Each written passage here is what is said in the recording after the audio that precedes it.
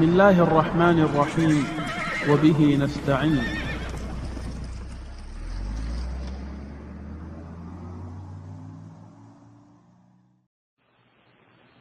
آمنوا اتقوا الله حق تقاته ولا تموتن إلا وأنتم مسلمون.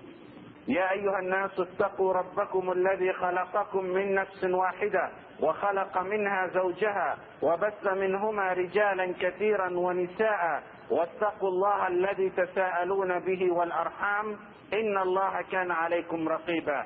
يا أيها الذين آمنوا اتقوا الله وقولوا قولا سديدا يصلح لكم أعمالكم ويغفر لكم ذنوبكم ومن يطع الله ورسوله فقد فاز فوزا عظيما. أما بعد. The Prophet ﷺ said, there's going to be a treaty between you and the sons of the yellow people. The Bani al-Asfar in Arabic, you could probably say the sons of the blonde. And in Arabic, it's the Romans. And what did I tell you who the Romans are? United States and Europe. There's going to be a treaty, look at this, between you and these Bani al-Asfar, United States, Europe. Peace. You're going to have peace with them.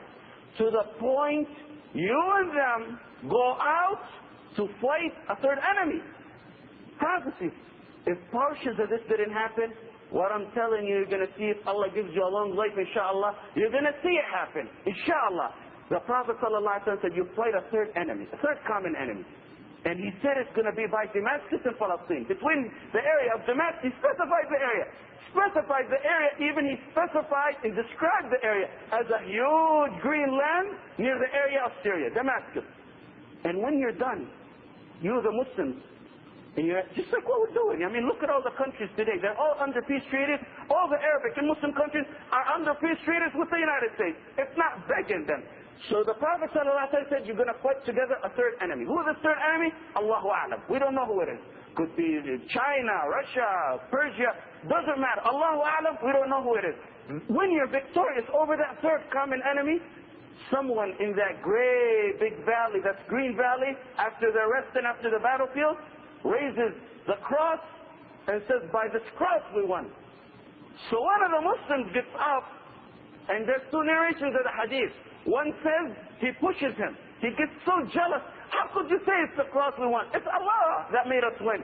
So he goes up and pushes him. That's one hadith. In another hadith, he gets up and kills him. Prophecies that the Prophet ﷺ prophesied and became true in our time that concern our political situation that we're going through today. So they're over there. The Romans, United States and Great Britain, and the Muslims together. And this is going to be a severe battle. It's not a small battle. It's going to be a severe battle that destroys technology. Because every single battle after this one, and I think writers call this Hormuzdan or something similar to that word. Writers call it that even in non-Muslim books. This is going to be the battle to kill technology. Because every battle after this battle that the Prophet prophesies about, they use the sword. There's no mention about technology. It's not worded vaguely to the point where you could assume it's technology or, the sword in the arrow. It's only sword after this battle. Someone will say, how? How are you talking like this? We live our lives on the computer. Allah within a matter of moments could destroy all that. Not with something huge, with something small.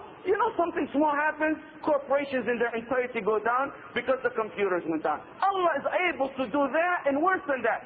Look what He did with Ad. What did He do with Ad? فَأَمَّا عَادٌ فَأُهْلِكُوا بِرِيحٍ. When you stick with Islam, when you're true Muslim, don't look at how much power anyone has. Stay steadfast with Allah and go on your way. فَأَمَّا عَادٌ فَأُهْلِكُوا بِرِيحٍ صَرْصَرٍ عَاتِيَةٍ. Ad, we destroyed them with wind. They were giants. Allah destroyed them with a little wind. And the verses go on to say, سَخَّرَهَا عَلَيْهِمْ سَبْعَ لَيَالٍ وَثَمَانِيَةَ أَيَّامٍ حُسُومًا. 8 days, 7 nights, حُسُومًا, after each other. And then Allah says, فَهَلْ تَرَى لَهُمْ مِنْ بَاقِيَةٍ. You see any remains of them? These giants who control the earth. Allah says, فَهَلْ تَرَى لَهُمْ مِنْ بَاقِيَةٍ. You see any remains of them? No matter how giant you are, no matter how much technology you have, how much power you have, Stay steadfast with Allah. Wallahi, it's not going to remain in your face. That's why I tell you, technology, something small could happen. All these computers are gone. You remember in the 2000s, that chip that they needed to change, nearly everyone was destroyed and depressed. Oh, the 2000s coming up, the computers are not going to work, the credit cards, pull your money out of the bank. And it's a small, stupid little thing. When Allah wants to get involved and give victory to His messengers, it's going to be like, small little thing, destroy everything. So they're there. And they kill or push the man who's carrying a cross. And they depart. The Christians depart and the Muslims depart. And at that time, the Prophet ﷺ said, 9 months come. The Prophet said, 9 months come, the time period of a woman when she gets pregnant. 9 months. He said both. 9 months and the time frame a woman gets pregnant. What happens in these 9 months? The Romans in the Europe, the Kuffar, and they're going to be Christian. This is not a Jewish battle. Absolutely 100% Christian. Bani al-Asfar got to be Christian. So they go and prepare a retaliation against the Muslim in 9 months. The Muslims go, do nothing. There's a Khalifa at that time in the Arabian Peninsula. There's a Khalifa in the Arabian Peninsula. And really, it doesn't have to be what you think is a Khalifa. I mean, the Khalifa we think, it could be that people supposedly claim. I mean, no one with his right mind thinks King Fahd would be a Khalifa. He's lower than being a bum, as we all know. But some people, some ignorant heads, think he's a Khalifa. So he's supposedly a Khalifa to some people. This could be the application of the Hadith, that they think he's the Khalifa. Some people think that person is the Khalifa. So that's enough to satisfy the Hadith. That Khalifa dies and there's a battle over who's going to take leadership afterwards. That Khalifa is going to die, there's going to be a battle who takes leadership afterwards. The Romans are busy preparing an attack. The Muslims, Khalifa dies. They need a leader to lead them, and they're fighting. And you know what happens at that time? That's when a man named Muhammad ibn Abdullah comes out. This is the Mahdi. This is the Mahdi who's not born yet. The Mahdi we believe in is not born yet. He's going to be born at the end of time. When he's a young man, he's going to come out from Medina to Mecca. In the city. It's all in this 9 months. You got the Romans, the Kuffar, the United States or Europe preparing to attack the Muslims to revenge the cross. You got the Muslims feuding over who the Khalifa is. And you got this man over there who's heading from Medina to Mecca to take commitment. The Prophet ﷺ said exactly where he's going to take the commitment. بين الركن والمقام. Area next to the Kaaba. Maqam Ibrahim, and the corner next to Maqam Ibrahim. He's going to be there in the middle. All the Muslims are going to give him the commitment. What's his name? The Prophet said his name is like my name. His father's name is like my father's name. His mother, his great-grandmother is Fatima. Fatima, the daughter of the Prophet Muhammad sallallahu alaihi wasallam. They give him commitment. How do you know this is the right man?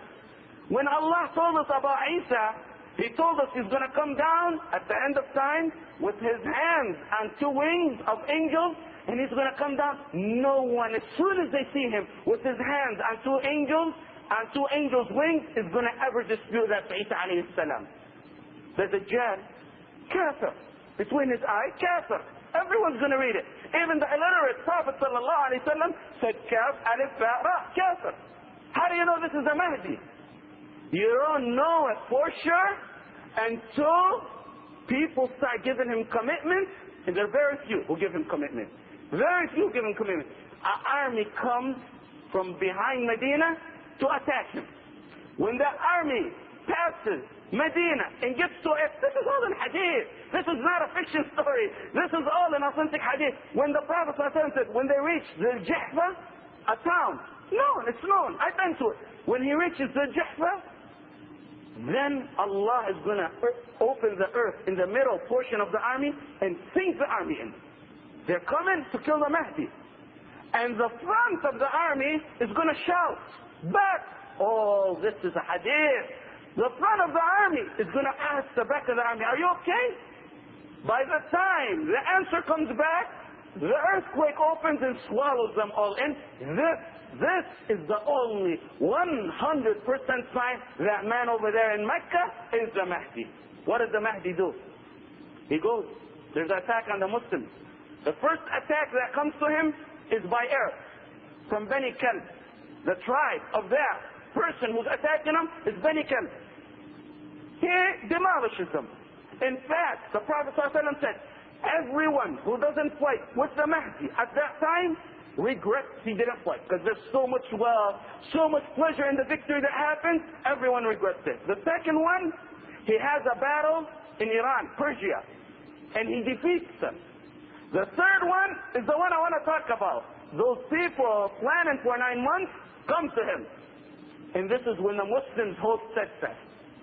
3 portions of the army. The Prophet ﷺ said, when they see their enemy, you know how much their enemy is? The Prophet told us exactly how much they are. 80 portions of the army, 80 divisions of the army. With every division of the army is 12,000 soldiers. 80 by 12,000, nearly over an army of over. This didn't happen yet. This is happening. It's going to happen probably soon, probably in your lifetime. When the Muslims fight them, 1/3 run away. The cowards, the hypocrites, the ones who don't have iman and faith. 1/3 run away. 1/3 die, martyrs. The Prophet ﷺ said these are the best martyrs ever. Best martyrs. And 1/3 lead on the victory. Then he goes on to other, the next one is Constantinople. They go and conquer Constantinople, and they conquer Constantinople not by bloodshed, but by La ilaha illallah, Alhamdulillah, Subhanallah, Allahu Akbar. They advance. Subhanallah, Alhamdulillah, La ilaha illallah, Allahu Akbar. They advance, Subhanallah, and that's how they conquer Constantinople. The enemy ran away. Probably these people who live in Turkey today, the enemies of Islam there today, the leadership over there today. And when they flee and the Muslims start taking what they left behind them, the news comes, the Dajjal has come around. The Masih has come around as well. And it's a lie. The one about the Masih is not right.